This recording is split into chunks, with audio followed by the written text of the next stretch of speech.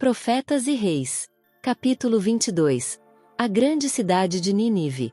Entre as cidades do mundo antigo nos dias do reino de Israel dividido, uma das maiores foi Nínive, a capital do domínio assírio.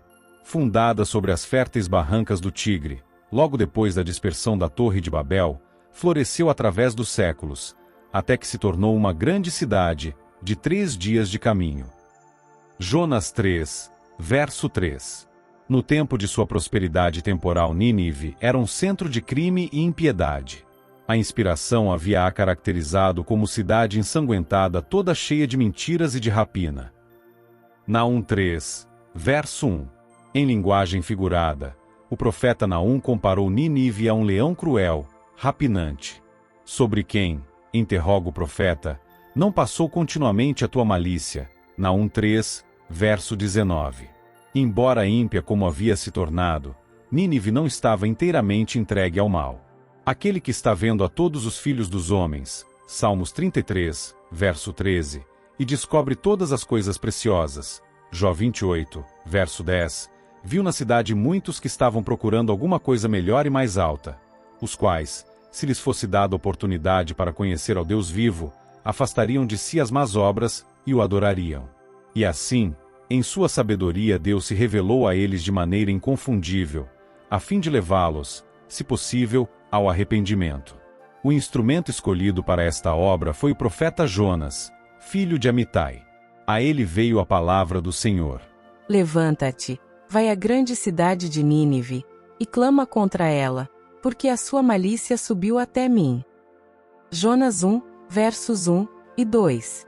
Como o profeta se pusesse a pensar nas dificuldades e aparentes impossibilidades desta comissão, foi tentado a pôr em dúvida a sabedoria do chamado. Do ponto de vista humano, parecia que nada se poderia ganhar em proclamar tal mensagem nesta cidade tão orgulhosa. Ele esqueceu por um momento que o Deus a quem servia era todo sábio e todo poderoso. Enquanto hesitava, duvidando ainda, Satanás sobrecarregou-o com o desencorajamento. O profeta foi tomado de grande temor, e se levantou para fugir de diante da face do Senhor para Tarsis. Indo a Jope, e achando ali um navio pronto para zarpar, pagou a sua passagem, e desceu para dentro dele, para ir com eles. Jonas 1, verso 3. No encargo que fora dado, havia sido confiada a Jonas uma pesada responsabilidade. Contudo, aquele que o havia mandado ir, estava apto a sustentar seu servo e garantir-lhe o sucesso. Tivesse o profeta obedecido sem questionar, e ter-lhe-iam sido poupadas muitas experiências amargas e teria sido abundantemente abençoado. Não obstante, na hora do desespero de Jonas o Senhor não se afastara dele. Através de uma série de provas e estranhas providências, a confiança do profeta em Deus e em seu infinito poder para salvar devia ser revivida.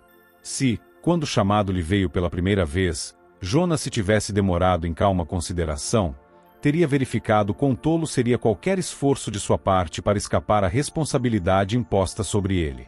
Mas não por muito tempo foi-lhe permitido prosseguir tranquilamente em sua estulta fuga.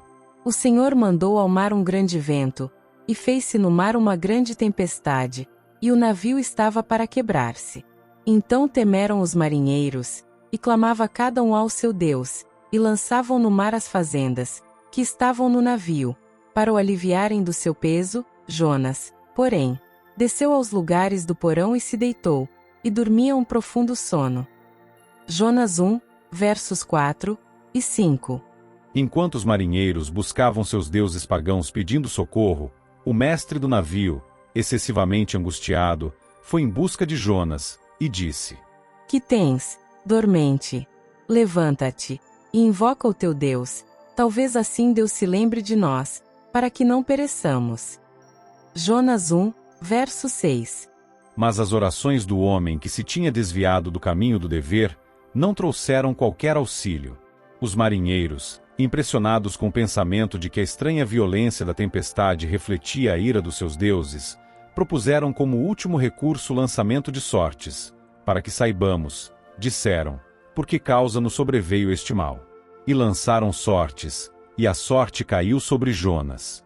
Então lhe disseram: declara-nos tu agora, por que razão nos sobreveio este mal? Que ocupação é a tua? E donde vens? Qual é a tua terra? E de que povo és tu? E ele lhes disse: Eu sou hebreu, e temo ao Senhor, o Deus do céu, que fez o mar e a terra seca. Então estes homens se encheram de grande temor, e lhe disseram: Por que fizeste tu isto? Pois sabiam os homens que fugia de diante do Senhor, porque ele lhe tinha declarado. E disseram-lhe: Que te faremos nós, para que o mar se acalme? Porque o mar se elevava e engrossava cada vez mais. E ele lhes disse: Levantai-me, e lançai-me ao mar, e o mar se aquietará, porque eu sei que por minha causa vos sobreveio esta grande tempestade. Entretanto, os homens remavam, esforçando-se por alcançar a terra, mas não podiam, porquanto o mar se ia embravecendo cada vez mais contra eles. Então clamaram ao Senhor, e disseram: Ah, Senhor, nós te rogamos, não pereçamos por causa da vida deste homem, e não ponhas sobre nós o sangue inocente, porque tu, Senhor, fizeste como te aprouve. E levantaram a Jonas, e o lançaram ao mar, e cessou o mar da sua fúria. Temeram, pois, estes homens ao Senhor com grande temor, e ofereceram sacrifícios ao Senhor, e fizeram votos. Deparou, pois, o Senhor um grande peixe, para que tragasse a Jonas, e esteve Jonas 3 dias e 3 noites nas entranhas do peixe. Jonas 1, versos 7 a 17. E orou Jonas ao Senhor, seu Deus, das entranhas do peixe. E disse: Na minha angústia clamei ao Senhor, e ele me respondeu, do ventre do inferno gritei, e tu ouviste a minha voz. Porque tu me lançaste no profundo, no coração dos mares, e a corrente me cercou, todas as tuas ondas e as tuas vagas passaram por cima de mim. E eu disse: Lançado estou de diante dos teus olhos, todavia tornarei a ver o templo da tua santidade. As águas me cercaram até a alma.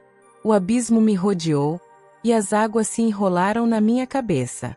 E eu desci aos fundamentos dos montes, os ferrolhos da terra correram sobre mim para sempre. Mas tu livraste a minha vida da perdição, ó Senhor meu Deus.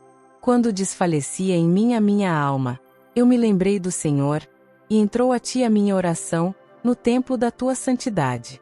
Os que observam as vaidades vãs, deixam a sua própria misericórdia. Mas eu te oferecerei sacrifício com a voz do agradecimento. O que votei pagarei. Do Senhor vem a salvação. Jonas 2, versos 1 a 9. Jonas aprenderá afinal que a salvação vem do Senhor. Salmos 3, verso 8. Com penitência e o reconhecimento da graça salvadora de Deus, veio o livramento. Jonas foi liberto dos perigos do profundo abismo, e foi lançado em terra seca.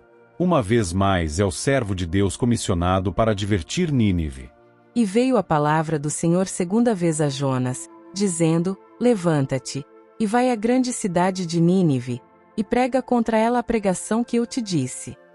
Desta vez ele não se deteve para questionar ou duvidar, mas obedeceu sem hesitação. Levantou-se Jonas, e foi a Nínive, segundo a palavra do Senhor. Jonas 3, versos 1 a 3. Entrando na cidade, Jonas começou a pregar contra ela a mensagem: Ainda 40 dias, e Nínive será subvertida. Jonas 3, verso 4. De rua em rua ia ele fazendo soar a nota de advertência. A mensagem não foi em vão. O clamor que soava através das ruas da ímpia cidade ia passando de lábio em lábio, até que todos os habitantes tivessem ouvido o assustador anúncio. O Espírito de Deus imprimiu a mensagem em cada coração, e levou multidões a tremerem por causa de seus pecados, e a se arrependerem em profunda humilhação. E os homens de Nínive creram em Deus, e proclamaram um jejum, e vestiram-se de saco, desde o maior até o menor. Porque esta palavra chegou ao rei de Nínive, e levantou-se do seu trono, e tirou de si os seus vestidos, e cobriu-se de saco, e assentou-se sobre a cinza. E fez uma proclamação, que se divulgou em Nínive, por mandado do rei e dos grandes, dizendo: Nem homens, nem animais, nem bois, nem ovelhas provem coisa alguma, nem se lhes dê pasto, nem bebam água. Mas os homens e os animais estarão cobertos de sacos, e clamarão fortemente a Deus, e se converterão, cada um do seu mau caminho, e da violência que há nas suas mãos. Quem sabe se voltará a Deus, e se arrependerá, e se apartará do furor da sua ira, de sorte que não pereçamos. Jonas 3, versos 5 a 9. Sendo que rei e nobres, com todo o povo, grandes e pequenos, se arrependeram com a pregação de Jonas, Mateus 12, verso 41, e uniram-se em clamar ao Deus do céu, sua misericórdia foi-lhes assegurada. Deus viu as obras deles, como se converteram do seu mau caminho, e Deus se arrependeu do mal que tinha dito lhes faria, e não o fez. Jonas 3, verso 10. Sua condenação foi evitada. O Deus de Israel foi exaltado e honrado através do mundo pagão, e sua lei foi reverenciada. Não seria senão muitos anos mais tarde que Nínive devia cair presa das nações vizinhas por causa do seu esquecimento de Deus e jactancioso orgulho. Quando Jonas viu o propósito de Deus de poupar a cidade que, não obstante sua impiedade, tinha sido levada a se arrepender em saco e cinzas, devia ter sido o primeiro a se alegrar com a estupenda graça de Deus. Mas ao contrário disto, ele permitiu que sua mente se demorasse sobre a possibilidade de ser considerado um falso profeta. Cioso de sua reputação, ele perdeu de vista o valor infinitamente maior das almas nessa cidade infortunada. A compaixão mostrada por Deus para com os arrependidos ninivitas desgostou Jonas extremamente e ficou todo ressentido. Não foi isso que eu disse, argumentou ele com o Senhor, estando ainda na minha terra. Por isso me prevene, fugindo para Tarsis, pois sabia que és Deus piedoso e misericordioso, longânimo e grande em benignidade, e que te arrependes do mal.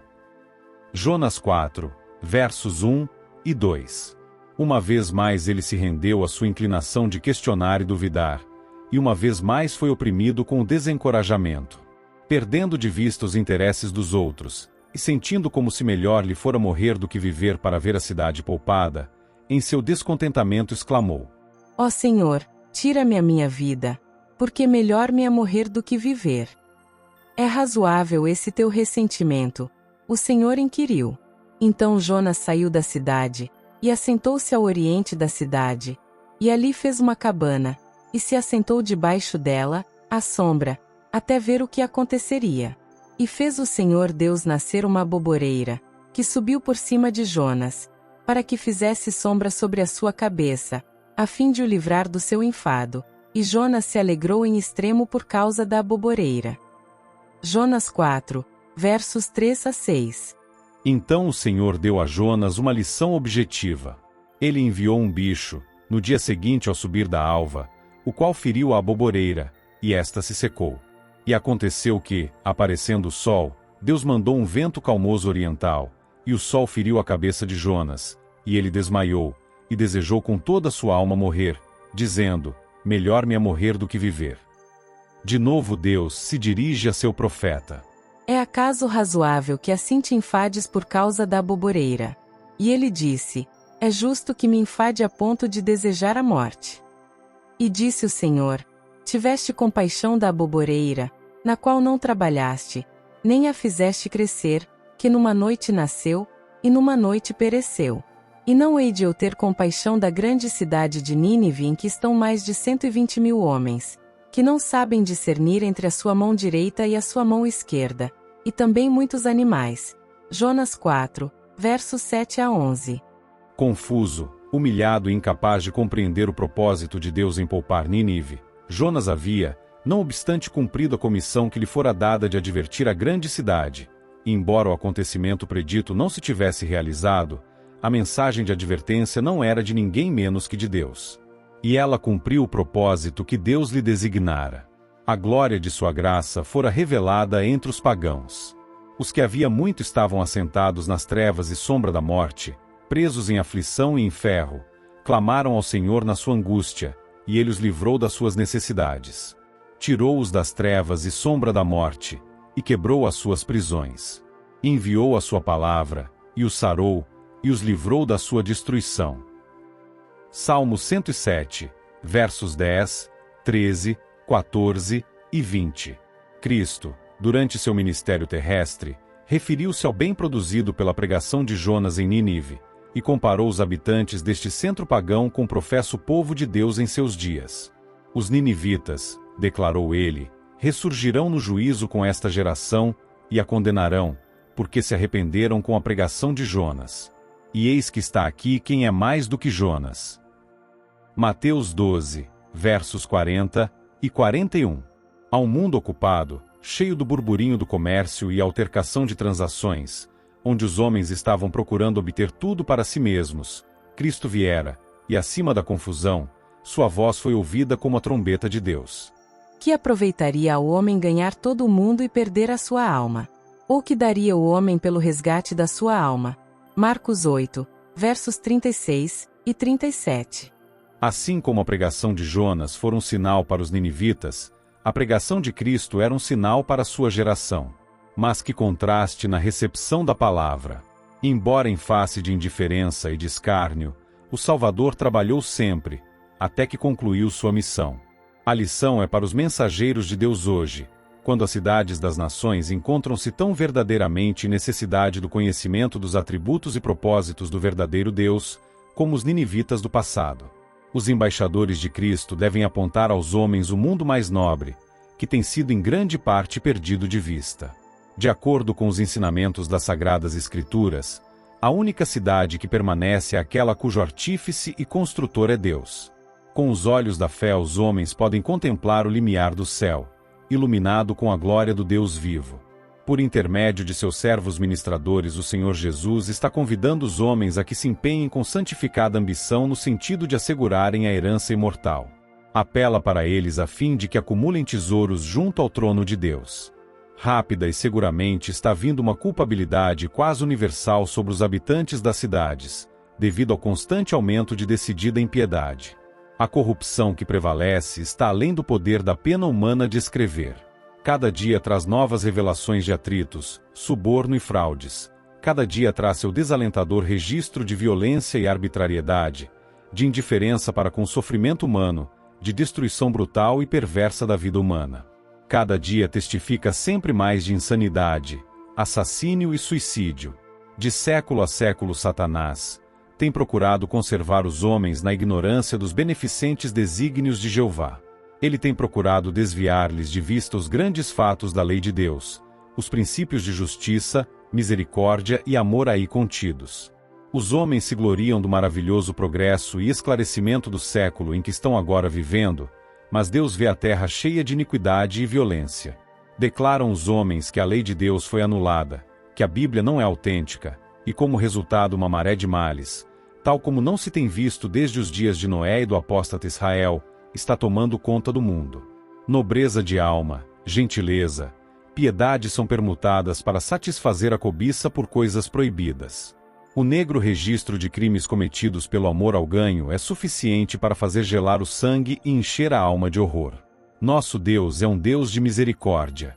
Com longanimidade e eterna compaixão ele trata com o transgressor da sua lei. E contudo, nestes nossos dias, quando homens e mulheres têm tantas oportunidades para se familiarizarem com a divina lei como revelada no Santo Escrito, o grande governador do universo não pode olhar com qualquer satisfação as impiedades, onde reina a violência e o crime. O fim da tolerância de Deus com os que persistem na desobediência está se aproximando rapidamente. Devem os homens ficar surpreendidos com uma súbita e inesperada mudança no trato do Supremo Governador com os habitantes do mundo caído? Devem eles ficar surpreendidos quando a punição segue a transgressão e a crescente criminalidade? Devem se surpreender de que Deus leve a destruição e a morte sobre aqueles cujo ganho ilícito tem sido obtido através do engano e fraude. Muito embora o fato de que crescente luz com respeito aos reclamos de Deus tenha estado a brilhar em seu caminho, muitos têm se recusado a reconhecer a soberania de Jeová, e têm escolhido permanecer sob a bandeira do originador de toda rebelião contra o governo do céu. A longanimidade de Deus tem sido muito grande, tão grande que quando consideramos o contínuo insulto a seus santos mandamentos, ficamos maravilhados. O Onipotente tem estado a exercer um poder restringidor sobre seus próprios atributos. Mas certamente ele se levantará para punir o ímpio, que tão ousadamente tem resistido aos justos reclamos do Decálogo. Deus concede ao homem um período de graça, mas há um ponto além do qual a divina paciência se esgota, e os juízos de Deus se seguem seguramente. O Senhor trata pacientemente com os homens, e com cidades, misericordiosamente dando advertências para salvá-los da ira divina. Mas virá o tempo quando não mais se ouvirão súplicas por misericórdia, e o elemento rebelde que continua a rejeitar a luz da verdade será arriscado, em misericórdia para com eles mesmos, e para com aqueles que de outro modo seriam influenciados por seu exemplo. É chegado o tempo em que haverá no mundo tristeza que nenhum bálsamo humano pode curar. O Espírito de Deus está sendo retirado. Catástrofes por mar e por terra seguem-se umas às outras em rápida sucessão. Quão frequentemente ouvimos de terremotos e furacões, de destruição pelo fogo e inundações, com grandes perdas de vidas e propriedades. Aparentemente, essas calamidades são caprichosos desencadeamentos de forças da natureza, desorganizadas e desgovernadas, inteiramente fora do controle do homem, mas em todas elas pode ler-se o propósito de Deus. Elas estão entre os instrumentos pelos quais ele busca despertar a homens e mulheres para que sintam o perigo. Os mensageiros de Deus nas grandes cidades não devem sentir-se desanimar com a impiedade, a injustiça, a depravação a que são chamados a enfrentar enquanto procuram proclamar as alegres novas da salvação. O Senhor aspira a confortar cada um desses obreiros com a mesma mensagem que deu ao apóstolo Paulo na ímpia Corinto. Não temas, mas fala, e não te cales, porque eu sou contigo, e ninguém lançará mão de ti para te fazer mal, pois tenho muito povo nesta cidade. Atos dos Apóstolos 18, versos 9 e 10. Lembrem-se, os que se empenham no ministério de salvar almas, que, conquanto haja muitos que não aceitarão o conselho de Deus em sua palavra, o mundo inteiro não se desviará da luz e verdade, dos convites de um Salvador perdoador e paciente.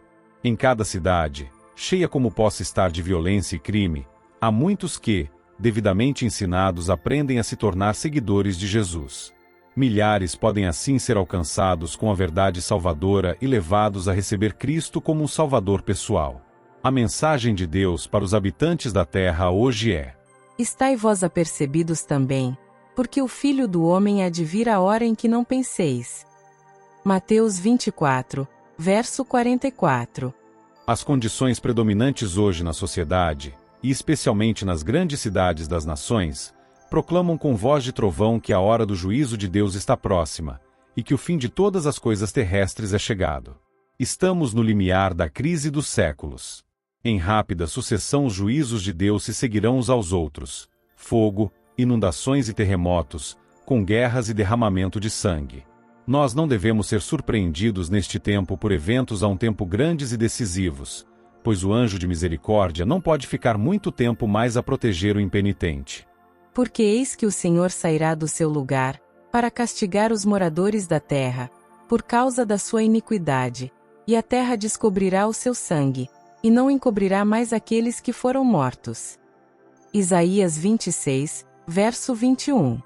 A tormenta da ira de Deus está se acumulando, e subsistirão unicamente os que responderem ao convite de misericórdia, como os habitantes de Nínive pela pregação de Jonas, e se santificarem pela obediência às leis do divino governante. Somente os justos serão escondidos com Cristo em Deus até que passe a desolação. Seja a linguagem da alma. Só em ti eu tenho abrigo, aos teus pés está o meu ser, não me deixes, sê comigo, teu conforto eu quero ter. Guarda-me, ó bom Salvador, até o temporal passar, guia-me em teu terno amor, para o eterno e doce lar.